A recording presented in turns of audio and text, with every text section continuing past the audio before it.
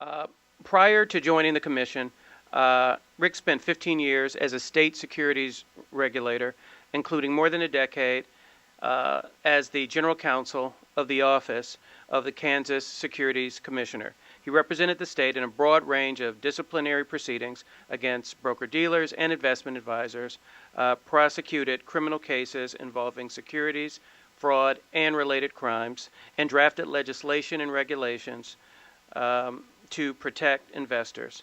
He came to D.C. in 2011 to become the Deputy General Counsel for NASAA, the North American Securities Administrators Association.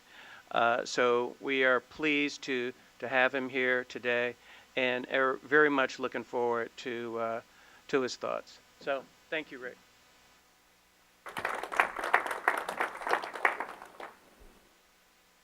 Thank you, Keith, and I want to thank everybody that worked behind the scenes to put together this important event. And I want to thank Smita for giving the SEC disclaimer for me and for all of the employees of the SEC today.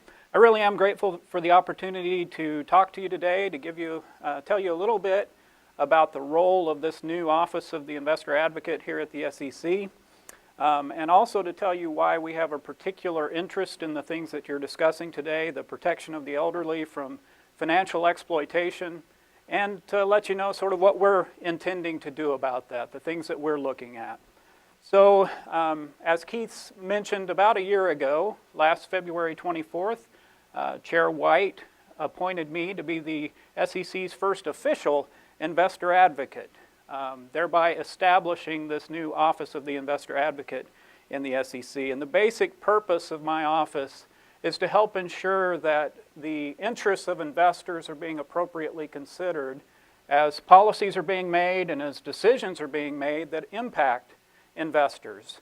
And it's not just decisions or policies here at the Commission, but also at the self-regulatory organizations like FINRA and the stock exchanges, and even in Congress. And we provide a voice for investors in a number of ways. The first thing that's fairly obvious is we review rulemakings as they go through the Commission or as they go through the other self-regulatory organizations. And our job is to examine the impact on investors and make any recommendations that we might find appropriate in the rulemaking process. But we also look at the existing set of rules. That's another thing that we're supposed to do, and make any recommendations for changes to the existing rules or statutes that we might find appropriate. And then another thing that we're required to do is identify problems that investors have with investment products and financial services providers. Now, the Office of the Investor Advocate is a part of the SEC, and it really is a privilege to work alongside the hundreds of people here at the Commission who spend every day protecting investors. And many of them, several of them you've seen on the panels today. They're a very impressive group of people to work with. But my role here at the SEC is really designed to remain somewhat independent from the rest of the Commission. And sort of the telltale sign of that is that each year I'm required to file 2 reports with Congress. And in those reports I basically report on the recommendations that I've made and what's been done with those recommendations, that type of thing. And by law, those reports are required to go to Congress without any prior review or comment by people outside of my office.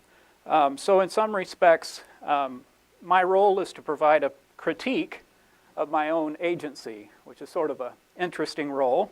But I do want to assure you that Chair White and the commissioners have been supportive of my role and the Office of the Investor Advocate, and we're working together to make sure that my staff has a significant and a constructive role in the policy-making process. So if you stop and think about sort of the scope of potential issues that my office could be involved in, it's of any number of issues. Current rulemakings, existing statutes and rules, problematic products, and things like that. And so as a relatively new office that continues to build out a small staff, we obviously can't take a deep dive into every issue that comes along. And so to try to maximize our effectiveness, we have to concentrate in a manageable number of areas. And so for this current fiscal year, as we're just getting up and running, we have selected 6 key issues that are our current areas of focus. And among those, one of those 6 key issues that we are focused on is the critical need to protect elderly investors from financial exploitation. And more specifically, even narrower than that, what we're looking at is ways, policy changes that could be made that would give financial service professionals more effective tools to protect their clients whenever an advisor or a registered representative suspects financial or other abuse of a vulnerable client. So I want to take a second. Well, first of all, how did this issue, of all the issues out there, how did that make our short list of priorities? Well, a couple of reasons for that. One is that we recognize that elder financial abuse is not just a major problem now, but it is a growing problem. And I'll talk about that in a second. But we also see the potential for a constructive role that the SEC could play in protecting elderly investors. Now, the first panel this morning really kind of set the table for me. And at the risk of repeating some of the things that they were talking about, let me just remind you a few of the statistics to illustrate the growing problem that we face. I have a fellow Kansan that's here in D.C., Kathy Greenlee. She's the Assistant Secretary for Aging at the U.S. Department of Health and Human Services. And Kathy likes to remind us that 10,000 baby boomers will celebrate their 65th birthday every day from now until the year 2030. And if we project that out further to the year 2050, people age 65 and older will comprise 20% of the total U.S. population. That's 1 in 5 Americans that will be senior citizens in 2050. And on top of that, the fastest growing segment of America's population consists of those aged 85 and older. In 2010, those older Americans numbered 5.8 million people, but by 2050, their ranks are expected to swell to 19 million, more than tripling. And as you all know, even better than I, it would be wrong to equate age alone with diminished capacity or dementia, and we have to distinguish between the healthy aging process and diseases that may lead to dementia, including the disease of Alzheimer's. But the greatest known risk factor for Alzheimer's is increasing age. So with the aging of the baby boomers, we can obviously anticipate dramatic growth in the prevalence of Alzheimer's disease and other diseases that cause mental challenges for people. According to the Alzheimer's Association, an estimated 5.2 million Americans had Alzheimer's disease last year, including approximately 200,000 individuals who are younger than 65 who had younger onset Alzheimer's. And by 2050, that number too is expected to triple to 16 million, unless, hopefully, we can find some kind of medical breakthrough to prevent or slow or stop this terrible disease. Research indicates that cognitive impairments, whether brought on by Alzheimer's or some other cause, reduces the financial capacity to make decisions. That's one of the first things that goes, is your ability to make financial decisions. That increases your risk of financial exploitation. It's not hard to see how diminished capacity and the reliance, the increasing dependence on others, makes people more vulnerable to financial exploitation and other forms of elder abuse. So you've got that one issue, that growing problem, an aging population, and the increasing numbers of vulnerable people that we'll see as a result of that. But the risk of financial exploitation is compounded by a second socioeconomic trend, and that's something that the second panel has touched on this morning, and that is the shift from defined benefit retirement plans, where a financial professional manages the assets in a pension fund on behalf of a pool of investors, to defined contribution plans where each individual investor controls the assets in his or her own 401k plan or some other retirement account. Up until 1985, the aggregate value of defined contribution plans like 401ks was less than half the value of defined benefit pension plans. By 2012, though, defined contribution plans, it had flipped. They were more than 50% larger than the aggregate size of pension plans. And so because of this shift away from traditional pension plans into defined contribution plans, the baby boomer generation will exercise far greater control over their retirement assets than preceding generations.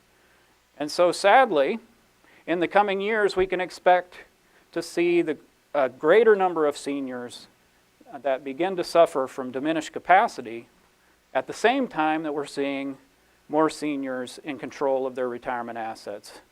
And the resulting harm is foreseeable. Those assets, those nest eggs that are built up over a lifetime of hard work are just a tempting target for the unscrupulous.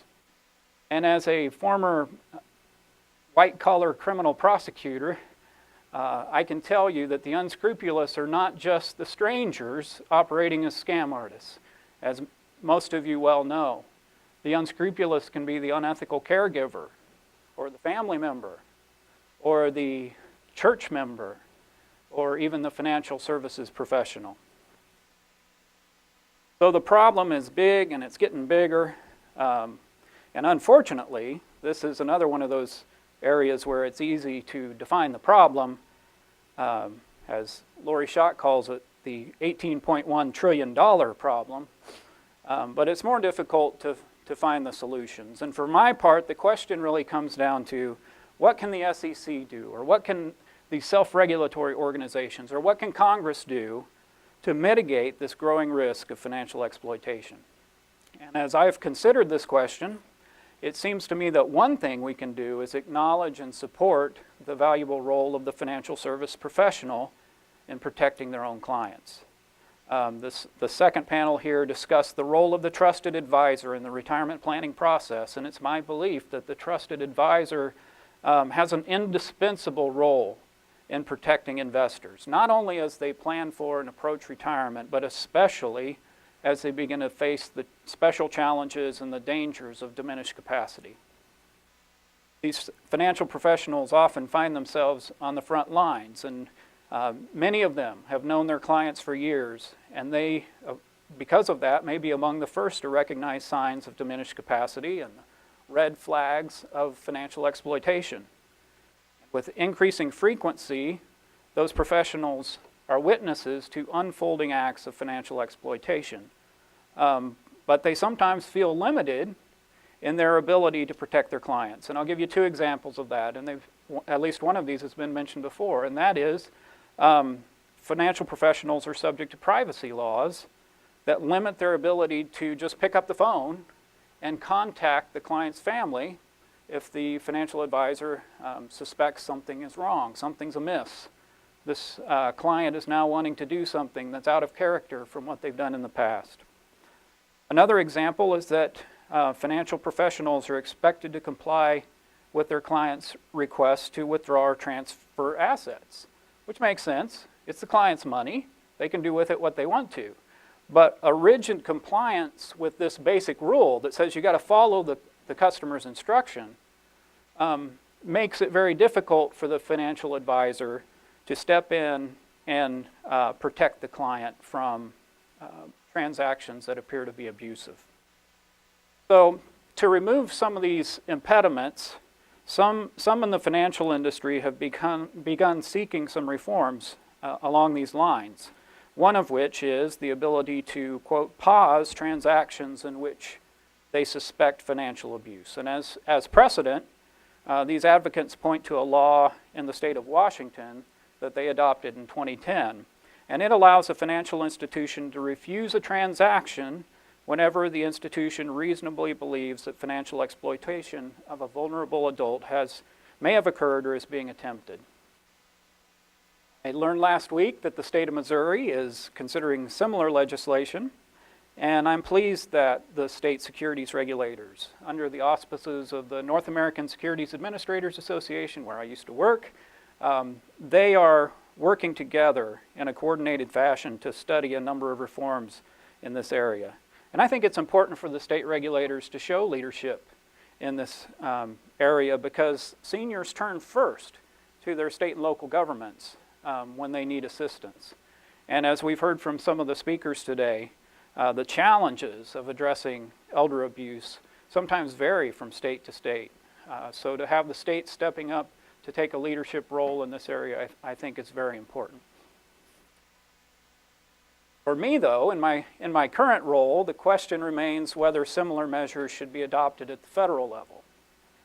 More specifically, should federal law allow a financial advisor to refuse or delay a transaction? And remember, these are contrary to the explicit instructions of the customer. Should that be allowed? Should a FA be allowed to refuse that transaction whenever it appears that the client is being defrauded or exploited? And I'm inclined to answer that yes, meaning the FA should be able to say, no, I'm not going to send your money to Nigeria. I'm not going to, pay the taxes on your Canadian lottery winnings. That's an obvious fraud, and we're not going to accommodate that. I think that my initial reaction is the FA should have the ability to say no, to put a pause on that kind of transaction. But this simple question, this simple scenario opens up a web of interrelated questions that we also have to consider. So let me give you just a few of those questions. One is, how long should the pause last? The state of Washington allows a pause of up to 10 days, but is that long enough for the local authorities to intervene with some sort of legal action? If not, it kind of defeats the purpose. Secondly, how much harm could be caused by this type of a pause? Easy example, a delay in a withdrawal of funds could cause serious difficulties for the client, like a missed rent payment or something like that. And it's pretty easy to imagine a scenario where the financial advisor is putting a pause on a transaction because of their own self-interest. For example, to avoid having the client move all the funds to a competing firm. So then we have to figure out how can we minimize the risk of that type of harm to the client and avoid unintended consequences when we're trying to give better tools to protect their clients. Another question is, if the firm delays the transaction, should it be required then to disclose its suspicions to the government? And if so, to which governmental body in particular? Should it be to Adult Protective Services? Should it be through a SARS report? Should there be some sort of other new reporting mechanism? And an even more important question is, whatever that mechanism is, are we confident that the governmental authority that receives the report will have the resources to respond promptly and effectively to stop the financial exploitation? As has been mentioned already this morning, APS is just struggle with resource issues to be able to deal with problems like this.